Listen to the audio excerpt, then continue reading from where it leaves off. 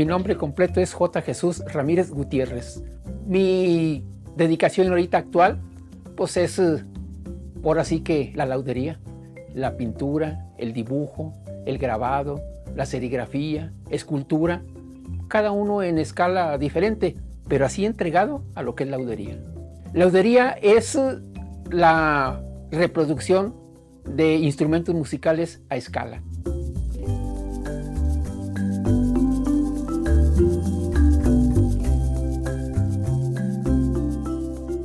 En un principio ingresé a la Casa de la Cultura y ahí, pues como todo alumno, lo que es dibujo básico, el modelo, luego pasé al óleo y a todas las disciplinas que representa el programa para que tú tengas pues una preparación básica en lo que es la pintura y lo que es el dibujo.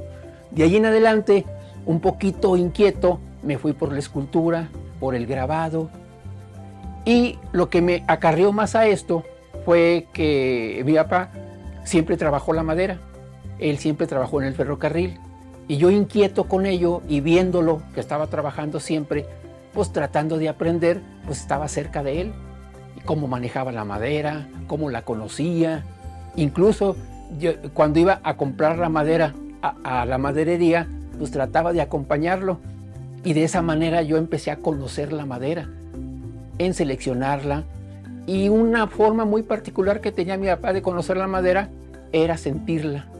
Pues él la tocaba, vamos, así como quien toca una puerta, y ahí sabía si la madera estaba seca, estaba dura, si tenía mucho hueso, si era buena para trabajar un mueble, una mesa, un piso, etc. Y conforme pasó el tiempo y estando pues tratando de aprenderle a él lo más posible, fue la forma en que yo me vine a hacer estos instrumentos.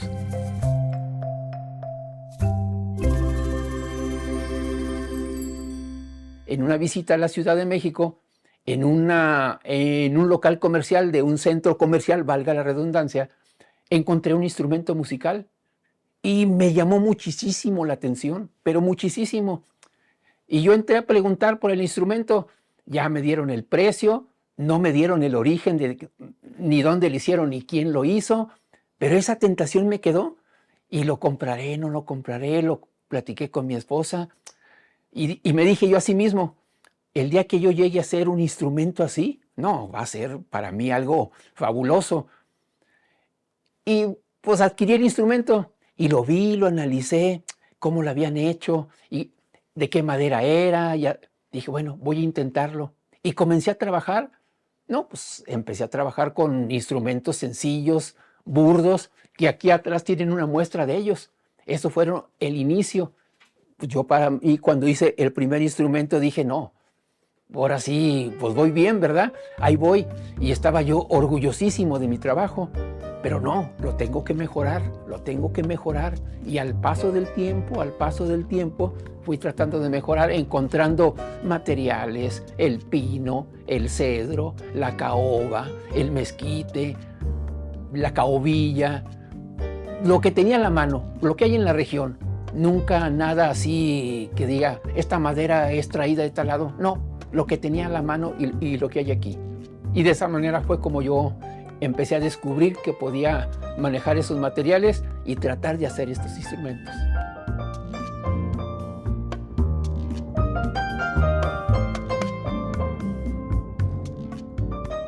La familia de mi papá había balconeros, albañiles, carpinteros, porque todos trabajaban en el ferrocarril, pintores, tapiceros. Bueno, mi papá sabía de todo, envase. En la casa arreglábamos fontanería, pintábamos, pues recalzábamos la pared. Todo eso yo lo aprendí con mi papá. Había una versatilidad en los trabajadores del ferrocarril. Los verdaderos ferrocarrileros sabían, pues tenían un concepto general de todo.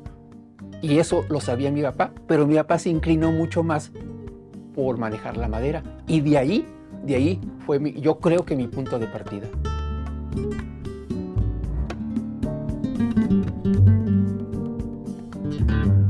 Después de haber venido de unas vacaciones, yo recuerdo muy bien que tenía por ahí un pedazo de madera de cedro rojo y yo quise grabar un dibujo que ya había diseñado, que nunca había hecho, pero era muy fino ahí en su trazo y fui capaz de hacerlo. Entonces hay una comunicación. Si tú tienes el cuidado, si tú platicas con ella, si sientes la madera, si la tratas bien, la madera te va a dar los resultados que tú estás buscando y a veces hasta más. También hay que tener una tranquilidad emocional. Esa misma te da, por lo menos en lo personal, para poder hacer esto, primero tienes que estar lo más tranquilo posible, que no tengas las menos presiones o por lo menos las sepas digerir para ponerte a trabajar con toda la tranquilidad del mundo, con toda la paciencia del mundo para poder hacer esto.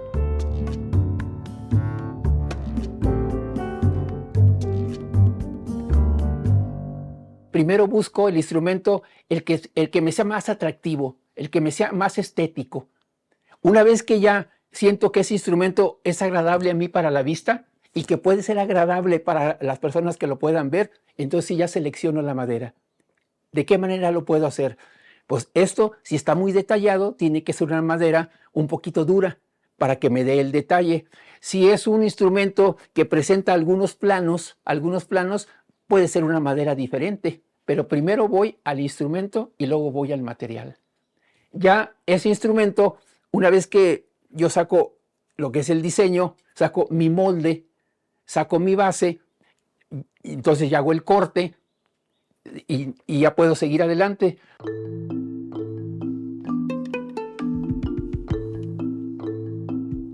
Es una inquietud, es el afán de tratar de ir mejorando tu trabajo, de ir descubriendo materiales y descubriéndose uno a sí mismo. Es una sensación muy agradable cuando has trabajado el pino y lo puedes combinar con el cedro.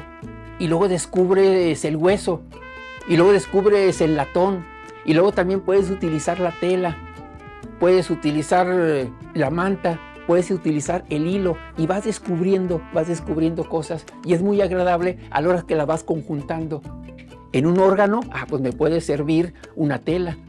En un violín, pues quizá el cedro rojo, ¿sí? Y vas sintiendo aquello y lo vas descubriendo. Por ejemplo, en otros instrumentos, el mismo hueso, porque el hueso te da el detalle más fino, más que en la madera, porque ahí no se rompe. Ahí debes de tener mucho cuidado nada más en el corte, ¿sí? Y el hueso te da, pero infinidad, un detalle lo más fino que te puedas imaginar. Y el hueso hay que también darle un trato. El hueso es un hueso de res, el cual lo hierves con cal. Lo hierves lo más que puede hervir. ¿Y cuál es la función? La cal hace que el hueso se haga blanco y le corte la grasa. Lo dejas que se seque y entonces sí ya lo puedes cortar en los trozos que tú quieras y en el grueso que tú quieras. Y te da resultados fabulosos, pero fabulosos.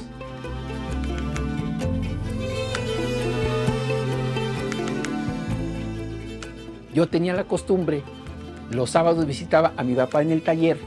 Cuando el ferrocarril era el ferrocarril, me iba en mi bicicleta y antes de que él salía a las 12, yo recorría la mayor parte de los departamentos. Todos los departamentos, fundición, zapatas, carros y coches, pintura, tapicería, a ver qué estaban trabajando y cómo le hacían. Cuando aquí a Aguascalientes mandaban a hacer que les acondicionaran los coches para las giras presidenciales, era todo de madera y lo hacían aquí en Aguascalientes y mi papá trabajaba en ese departamento. Entonces él me decía, ya se va a hacer un carro porque va a haber una gira presidencial para que vayas y veas cómo hacen los cortes. Y ahí estaban trabajando los señores, eran personas que trabajaban la madera, lavabos, servicio, mesas, sillas, piso, paredes, todo era de madera. Y eran cortes y con la mejor madera.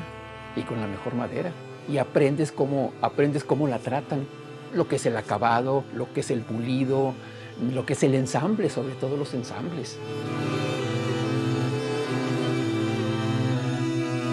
Hay algunas piezas por ahí que tienen en su caja lo que es una máquina de vapor. También hay otras piezas que tienen el Jardín de San Marcos, la Excedra, la duela de algunas iglesias también, el piso, sí, está muy representado.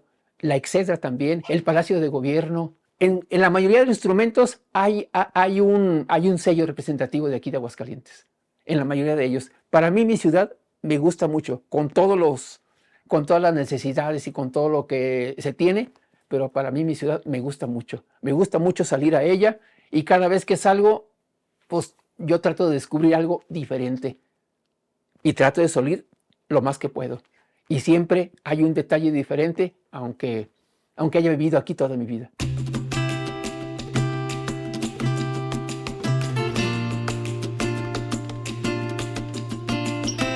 Debo decirte que no toco ningún instrumento, no sé tocar ningún instrumento.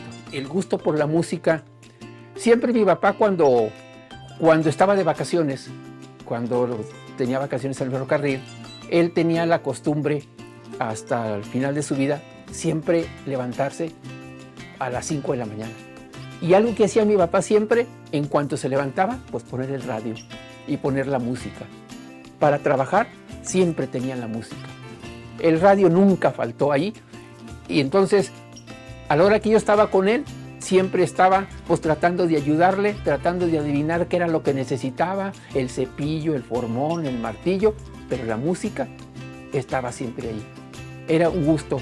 Y desde ahí, y a veces él me decía incluso los títulos de las melodías, quién la cantaba, quién la cantó primero, en qué año fue éxito. Entonces todo ello me dio para que fueran instrumentos musicales así en particular a la que yo tratara de reproducir.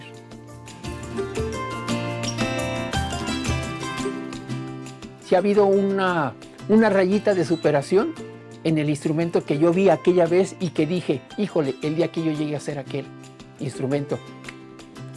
Más que todo por la variedad. Quizá, te digo, no es que lo haya superado así en una grandísima escala, no, claro que no. Pero en una cierta variedad puede ser que sí. En el manejo de materiales, pues quizá también. Pero esto le falta mucho para hacer instrumentos, digamos, una perfección que nunca la voy a alcanzar, desde luego. Y que tampoco la quiero alcanzar, porque entonces pues ya no tendría sentido muchas cosas. Yo lo que trato es, en cada instrumento que haga, irme superando, ir descubriendo algo más, un material, una imagen, un acabado, otras sensaciones, etc. Eso es lo que trato de en cada instrumento.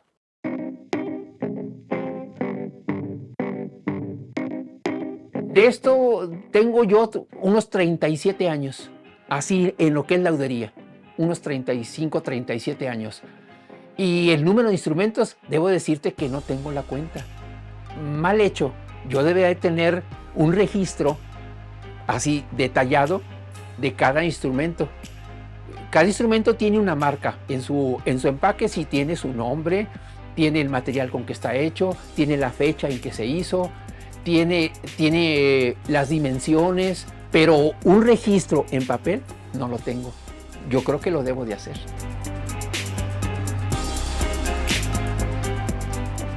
Hay violas, hay violoncellos, hay zanfonas, hay acordeones, hay órganos de iglesia, hay órganos de casa, hay órganos de pedal, hay arpas, guitarras, todo. Sí, yo creo. Incluso a veces siempre estoy, cuando ya casi estoy terminando un instrumento, le estoy dando lata por allá a mi hija diciéndome, oye, pues consígueme una imagen más, ya no tengo qué hacer. Ya casi estoy terminando esto, consígueme una imagen, ¿sí? Una imagen lo más estética que la puedas encontrar. Y me apoya muchas de las veces con el internet y me manda alguna imagen. Esta es agradable. Veo la imagen y trato de cumplir lo más posible y luego ya le pongo mi sello personal.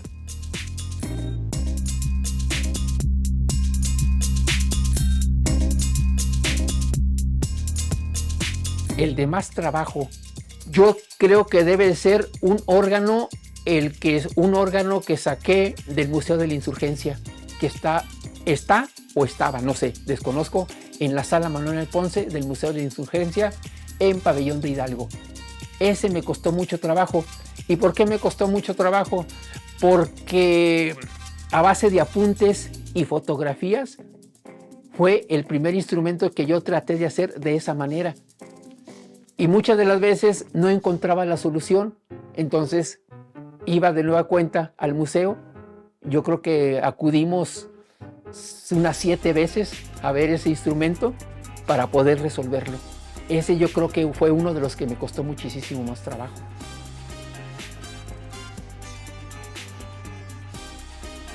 Híjole, decir así, ¿cuál es el que más me gusta? El que más me gusta sería un poquito injusto con muchos, ¿verdad?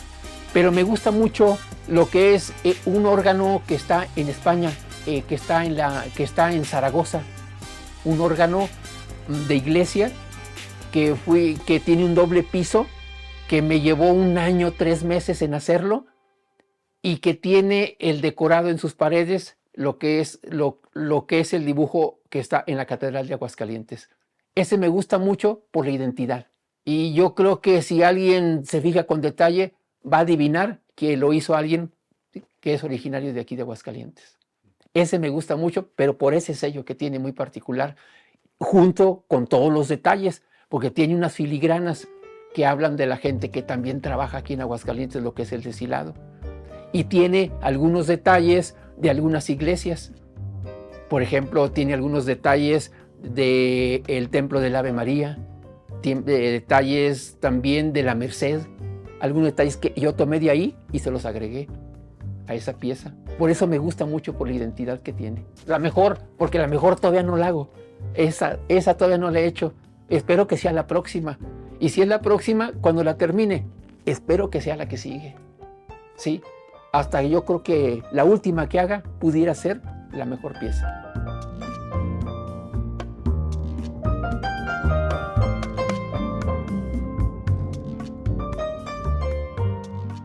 ¿Qué sigue? Yo creo que debe haber más instrumentos, debe haber, de seguro.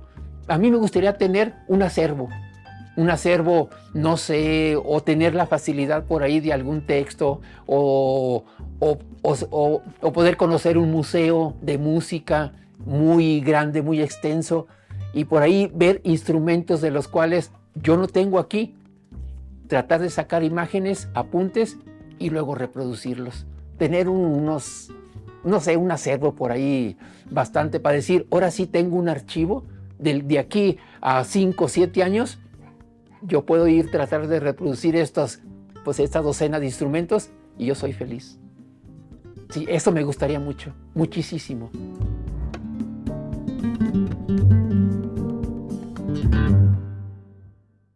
Me tocó la suerte de un día por ahí tratando de investigar.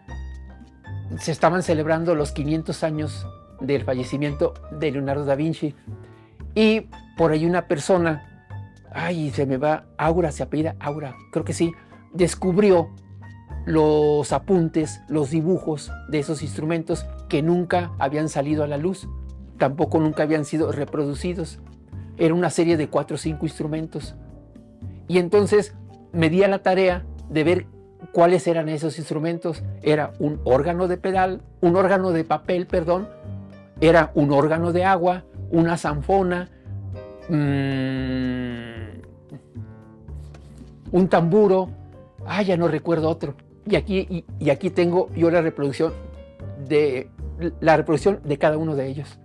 Y eso me dio mucho gusto, como una celebración o como un aporte que al final de cuentas nadie iba a conocer porque aquí estaban los instrumentos, pero fue una satisfacción muy importante y muy saludable para mí el haber sido capaz de haber hecho la reproducción a escala de esos instrumentos en la celebración de los 500 años. Nadie se dio cuenta más que yo, pero yo fui feliz.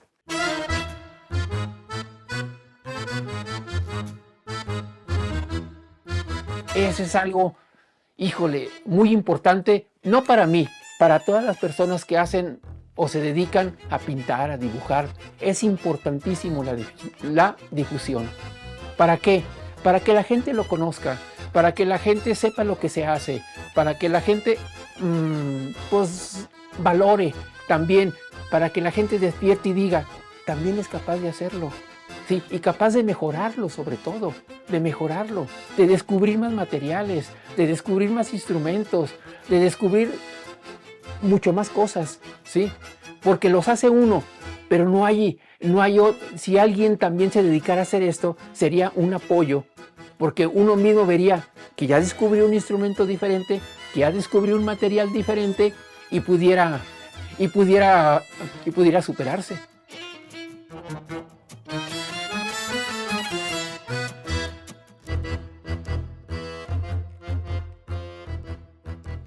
Yo creo que un artista. Yo creo que un artista, sin ningún afán de nada, de que esto parezca algo exagerado, no, pero sí un artista. Pero un artista que trata de justamente ello, de reproducir, de hacer arte, de tratar que la obra que estás haciendo resulte agradable, que por lo menos le provoque a la persona que lo vea momentos de felicidad. Si eso soy capaz de hacer, yo ya cumplí. Mi obra cumplió. Mi trabajo, los 37 años que llevo, yo me siento satisfecho. Claro, pero irlo mejorando día con día para provocar en esas personas mucho más alegría. O en otras diferentes.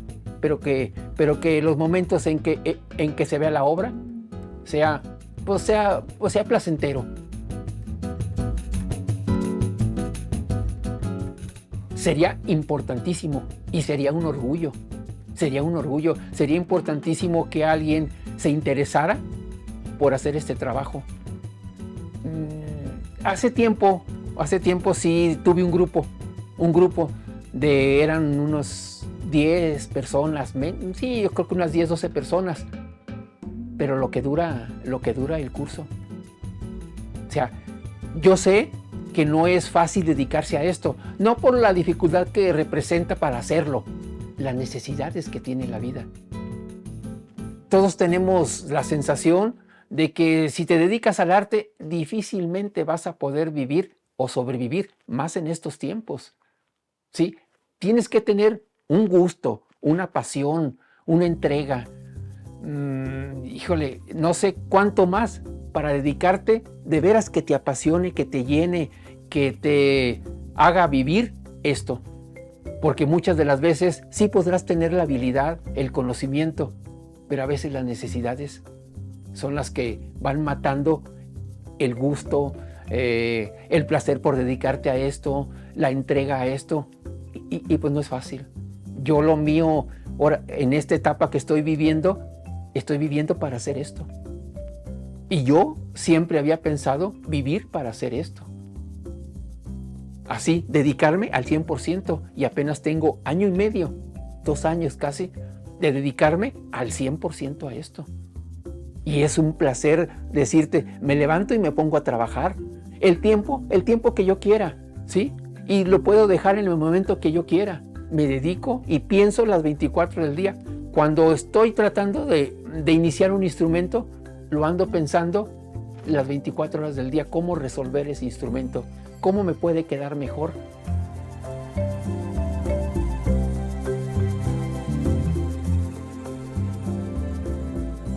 He vendido un par de instrumentos, nada más, en todos estos años. Pero vamos, no es el hecho, mi meta no es vender, ¿sí? Varias personas me han dicho, oye, ¿y ese instrumento? ¿Cuál es el costo de ese instrumento? Y si es un instrumento que a mí me ha traído unas sensaciones muy especiales y es de mi gusto y fue un placer, viví los 5 o 7 meses o el tiempo que me llevó aquello, algo muy especial, yo le pongo un precio altísimo. Mis instrumentos eran para exposición, no para venta. Pero si hay alguien que se interesara por ello y admitiera el precio en que yo lo evalúo, quizá fuera exagerado, quizá para él fuera exagerado, pero para mí sería el precio, yo no lo vendería. Yo quisiera agradecerles a ustedes, agradecer a la universidad, a todos ustedes, el hecho de que hayan venido a su casa, que se interesan por mis piezas, pues que las difundan, que a la gente les interese, que sea y que no sea la última vez que vengan.